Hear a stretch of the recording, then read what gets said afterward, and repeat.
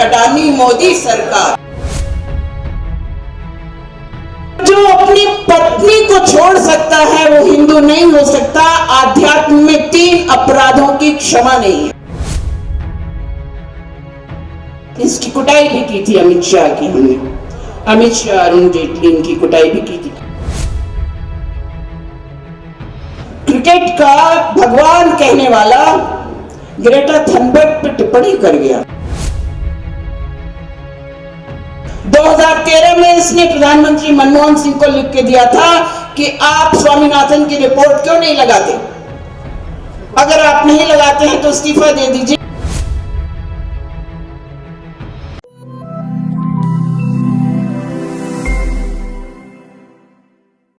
आप सभी मेरे आत्मबंधु हो और मैं जब भी आपके सामने यहाँ पर हाजिरी लगाने आई हूँ, इससे पहले मैं 2 दिन से टिकरी जा रही थी।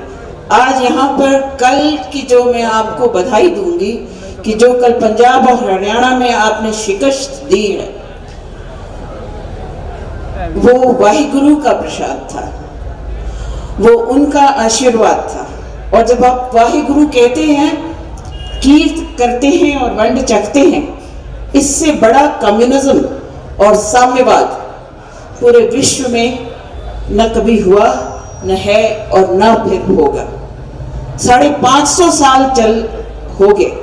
आप लोग बार बार इस मंच से कई वक्ताओं ने ये कहा, उस कीर्ति को जब वो बखान करते हैं तो गर्व से फूले नहीं समाते, कि 20 रुपए का लंगर लगाया था उन्होंने करतारपुर में और वो आज तक चल रहा है।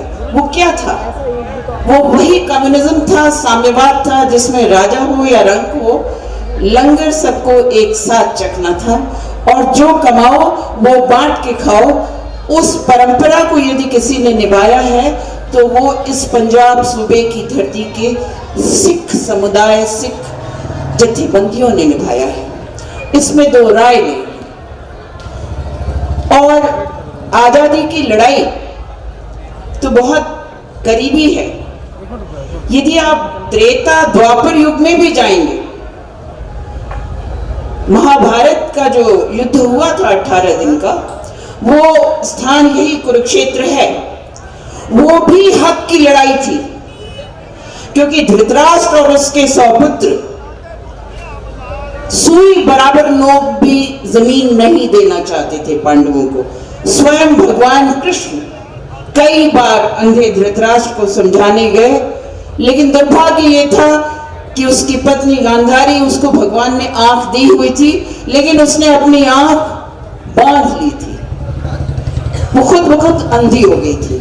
उसको ये नहीं दिखता था कि उसके सौपुत्र क्या अत्याचार कर रहे हैं, किसका हक मार रहे हैं। वो भी हक की लड़ाई थी। कुरुक्षेत्र का जो 18 दिन चला युद्ध था, जिसमें गीता का उपदेश दिया कृष्ण ने शुरुआत की, यदा यदा ही धर्मस्य ग्लानिर्भवति भारत अभ्युत्थानम धर्मस्य तदात्मानं सृजाम्यहम्।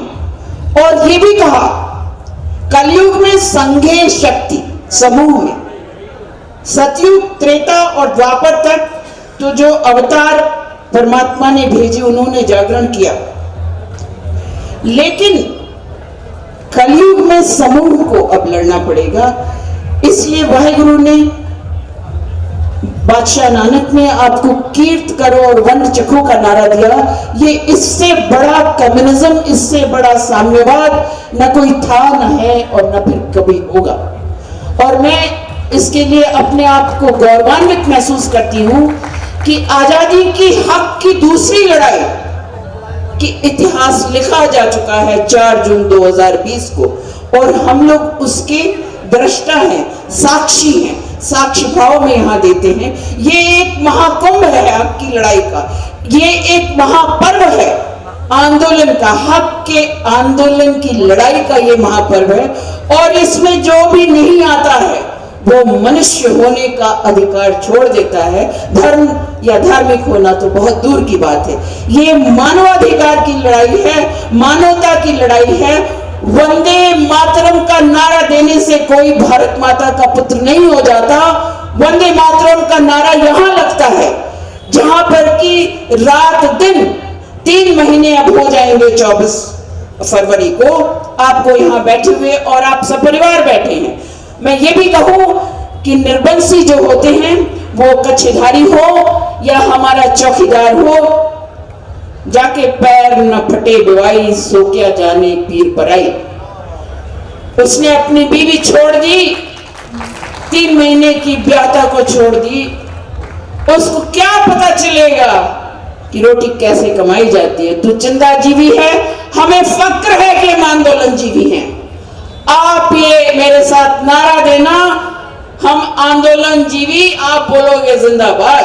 आंदोलन जीवी, आंदोलन जीवी, आंदोलन जीवी। दूसरी बात यह है कि उसने आपको खालिस्तानी कहा। स्थान माने होता है जगह। खालसा जहां पर हो, शुद्धता जहां पर हो, खालिस हो, जो प्योर हो, वो स्थान तो शुद्ध ही और पवित्र होगा। और मैं ये कहूंगी कि गुरमुखी तूने पढ़ी नहीं है, तो वो गुजराती है जिन्होंने भगवान श्री कृष्ण को सोए में मारा था। तो वो गुजराती है जिन्होंने ईस्ट इंडिया कंपनी को हिंदुस्तान बेचा था। तो वो गुजराती है जिसने भागे हुए, हारे हुए मोहम्मद महमूद गजनी और मोहम्मद गौरी को वापस बुलाया था। तो वो गुजराती है गद्दार जिसने ट्रंप को यहां दावत दी, प्रधानमंत्री भारत का कहा जाता है। आपने वोट दिया, मैंने इसका विरोध किया, मैं इसके खिलाफ खड़ी हुई थी और मुझे 2 साधु ले गए थे वाराणसी में इसके खिलाफ लड़ाने के लिए। और काफी जद्दोजहद, इसकी कुटाई भी की थी अमित शाह की। हमने अमित शाह, अरुण जेटली, इनकी कुटाई भी की थी। अब हमसे पहले बहुत से वक्ता आए, वो कई विषयों पे बोल गए। मैं इसको, क्योंकि हमें समय कम दिया है आपने, तो मैं कोशिश करूंगी कि मैं उसका सम्मान रखूं। ये भारत का प्रधानमंत्री है और शी जिनपिंग चाइना के राष्ट्रपति को साबरमती के किनारे अहमदाबाद में झूला झुलाता है। आप बताइए क्यों झूला झुलाया उसने? क्योंकि गुजरात का 100% व्यापार चाइना से चलता है, पूरा का पूरा। अंबानी और अडानी। मैं एक और नारा दूंगी, आप उसको दोहराना। भारत के हैं 3 गद्दार, अंबानी, अडानी, मोदी सरकार। भारत के 3 गद्दार, भारत के 3 गद्दार, अंबानी, अडानी, मोदी सरकार। भारत के 3 गद्दार, अंबानी, अडानी, मोदी सरकार। भारत के 3 गद्दार, अंबानी, अडानी, मोदी सरकार। ये कच्छे तुलंजाम जी ने, मैं गलत कहती हूं? जो रमता रहे वो जोगी है और जो बहता रहे वो पानी है। पानी खड़ा हो जाएगा तो सड़ांध आ जाएगी, पतू मारेगा वो। हम सप्तर्षियों की संतान है और गृहस्थाश्रम से ऊंचा कोई आश्रम नहीं। ये नानक पातशाह ने भी कहा। ये वेदों की वाणी है, ये 18 उपनिषद और पुराणों की वाणी है, ये स्मृति की भी वाणी है। लेकिन हमारे कच्छेधारी शादी नहीं करते। और एक जिसने ये शादी की, 3 महीने में अपनी ब्याता को छोड़ दिया। ये क्या हिंदू है? बोलिए, जोर से बोलिए। चाय वाय सच में दो, नाला साहब कह रहे थे चाय दो, चाय लस्सी पिलाओ। ये हिंदू नहीं है, क्योंकि ये चाहे सिंगू बॉर्डर हो चाहे टिकरी बॉर्डर हो, मैंने दोनों जगह देखा है। गाजियाबाद में नहीं जा पाती हूँ क्योंकि मैं आपके बीच में ही हाजिरी लगा के अपने जीवन को धन्य मानती हूँ। परिवार के साथ बैठी हैं, छोटे बच्चे भी हैं, ये नन्ही नन्ही बच्चियां हैं, ये कल की नौनिहाल है। महाभारत में जब युद्ध हो रहा था, अभिमन्यु 12 वर्ष का था और उसको घेर के तथाकथित कृपाचार्य, द्रोणाचार्य, भीष्म पितामह, दुर्योधन, शकुनी और दुशासन ने जो है घेर के मारा था, क्योंकि उसको चक्रव्यूह में फंसना तो आता था, चक्रव्यूह से निकलना नहीं आता था। वही स्थिति है जैसे आपको कानूनों के चक्रव्यूह में बांधा है। और लेकिन यहां पर वो उसका पाला पड़ गया शिष्यों से। आप सिख, चूंकि वो अपभ्रंश हो जाता है, गुरु नानक बादशाह के शिष्यों से पाला पड़ गया। यहां उसका चक्रव्यूह जो है चकनाचूर हो गया। सत श्री अकाल। तो जो अपनी पत्नी को छोड़ सकता है वो हिंदू नहीं हो सकता। आध्यात्म में 3 अपराधों की क्षमा नहीं है। क्या है वो? भ्रूण हत्या, अबॉर्शन, इसकी क्षमा नहीं है। मैं ग्रंथ साहब की विवेचना, हमारी एक बचपन से हम लोग एक साथ पैदा हुए, बड़े होशियारपुर से, उनके ससुर से मैं बाजी उनको बोलती हूँ। मैं मुझे गुरुमुखी नहीं आती तो मैं उनसे पूछती हूँ, तो बताते हैं कि 18 पुराण, 4 वेद, 6 दर्शन और 24 स्मृतियों के सम्मान की बात नानक बादशाह करते हैं। और ये भी करते हैं कि अबला, वृद्ध और बच्चा पोष्य होता है। पोष्य माने इसकी सुरक्षा करना पुरुष का प्रथम कर्तव्य है, धर्म का प्रथम कर्तव्य है। तो आप अपने सपरिवार, बुजुर्ग भी हैं जो नौजवानों के उबलते हुए खून को विवेक से अंकुश में रखते हैं, माताएं भी हैं जो बच्चों को वीरता की गाथाएं तो सुनाती हैं, लेकिन साथ में शहीद आजम भगत सिंह की भी सीख देती हैं। मैं आपसे कुछ चीजें साझा करूंगी। भगत सिंह का 2 नारा था और उनकी जो आर्मी थी वो थी इंडियन सोशलिस्ट रिपब्लिकन आर्मी। और उनका एक कोड वर्ड होता था, जब वो अपने साथियों से मिलते थे तो कैसे पहचानते थे, क्योंकि गद्दार तब भी थे। गद्दार कौन थे? यही कच्चेधारी थे, क्योंकि महारानी विक्टोरिया के साथ खुश रहना चाहते थे, दलाली करते थे, जो दलाली आज मोदी कर रहा है। तो इसने एक्चुअली अपना नंगा हो गया है, ये अपना अपना असली परिचय दे रहा है। ये नंगा आदमी है, ये ना हिंदू है और ना ही इंसान है, क्योंकि ये मनुष्यता की लड़ाई है, मानवता की लड़ाई है, हक की लड़ाई है। तो जहां मानवाधिकार की लड़ाई हो और जिस संस्कृति का, जिस सनातन संस्कृति का ये उद्घोष है, वसुधैव कुटुंबकम और मनुर्भव, पहले क्या कहता है वेद? मनुर्भव, पहले तुम मनुष्य बनो। यदि तुम मनुष्य हो तो लाख जप कर लो, लाख कर्मकांड कर लो, तुम्हारा कोई पार नहीं लगने वाला, तुम्हें बार बार पृथ्वी में जन्म लेना पड़ेगा। लेकिन यदि तुम मनुष्य हो जाओगे, मनुष्य माने क्या? हक की लड़ाई, साम्यता की लड़ाई, किसी के साथ झूठ नहीं बोलना, किसी के साथ गद्दारी नहीं करना, किसी के साथ धोखा नहीं करना, ये मानवता है जो आपकी लंगर सेवा में है। और ये लंगर सेवा जो आपकी है, इसने आपको चढ़ती कला पे रखते हुए दुनिया में परवान चढ़ाया हुआ है। आज ये कहता है कि पैसे बाहर से आ रहे हैं, तो भैया जब हमारे भाई बंधु बाहर हैं तो वो अंग्रेजी परिवार नहीं है ना, जहां बूढ़े अनाथालय में रखे जाते हैं। वृद्धाश्रम में हम अपने बुजुर्गों को नहीं रखते। जो बच्चे हैं जब वो कमाते हैं तो पहले अपनी माँ को, अपने पिता को अपना पहला कमाई देते हैं, ताकि उनको बरकत होती है, शांति मिलती है और ये ताकत मिलती है कि आप आंदोलन करें। ये कच्चाधारी डकैत जो बैठा है गद्दी पे, अगर भारत के आंदोलन जीवी नहीं होते तो तू यहां पर बैठने की हिमाकत नहीं करता। 2013 में इसने प्रधानमंत्री मनमोहन सिंह को लिख के दिया था कि आप स्वामीनाथन की रिपोर्ट क्यों नहीं लगाते? अगर आप नहीं लगाते हैं तो इस्तीफा दे दीजिए। और भी वक्ताओं ने कहा कि यही जो स्मृति ईरानी है, अब सुषमा स्वराज तो नरक में चली गई, आपको बोलने में शर्म आ सकती, मुझे नहीं। जैसा कर्म है वैसा फल भोगेगा, क्योंकि बड़े ड्रामे किए इसने, बाल मुड़ा लेंगे, उमा भारती ने भी काम गंजे हो जाएंगे। ऐसी इनकी औरतें भी तो जितनी है वो सब की सब प्रिया चरित्र वाली हैं, भाड़ है ना, भाड़ है। तो रणुए भड़वे जो होते हैं इनका धर्म नहीं होता। और ये पूरी की पूरी जो बिसात है, पूरी की पूरी जो नस्ल है वो रणवों भड़वों की ही है। एक क्रिकेट का भगवान कहने वाला ग्रेटा थनबर्ग पे टिप्पणी कर गया। जब 12वीं वो पास है क्रिकेट का तथाकथित भगवान आपने बनाया, मैं तो कहती हूँ क्रिकेट को बैन कर दो। मैं तो उस पक्ष की हूँ, मुझे बचपन से यही हमारे पिता ने सिखाया, क्रिकेट बैन कर दो, ये आवारे लफंगों और उसका जो क्या कहती है वो खेलते हैं आप, सट्टा बाजारी, ये उन लोगों का खेल है, इसमें नहीं।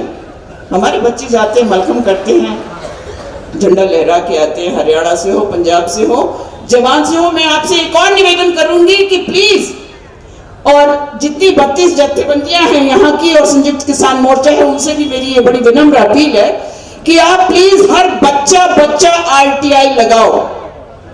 आपका कल रेल रोको आंदोलन जबरदस्त सफल हुआ, अगर नहीं होता तो शाम को वो नरेंद्र सिंह तोमर प्रेस कॉन्फ्रेंस नहीं करता।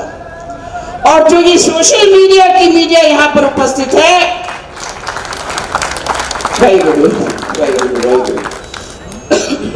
उसको अपने को सौभाग्यशाली मानना चाहिए, क्योंकि आपको कोई पूछने वाला नहीं होता यदि ये किसान आंदोलन नहीं होता। और आपकी विश्वसनीयता ही यही है कि आप सिर्फ और सिर्फ किसान आंदोलन की कवरेज करें और इसका बढ़ चढ़ के प्रचार करें। तो मैं जो कह रही थी कि अभिमन्यु 12 साल का था, उसको घेर के मारा था, वो वीर नहीं थे, और वो हिंदू या उस वक्त सनातन कहा जाता था, वो सनातन परंपरा के वाहक नहीं थे। 12 साल के बच्चे को घेर के मारना, ये कौरवों की असल में संतान है। कौरव, मेघनाथ, शूर्पणखा की, इनकी जो औरतें हैं वो शूर्पणखा की संतानें हैं।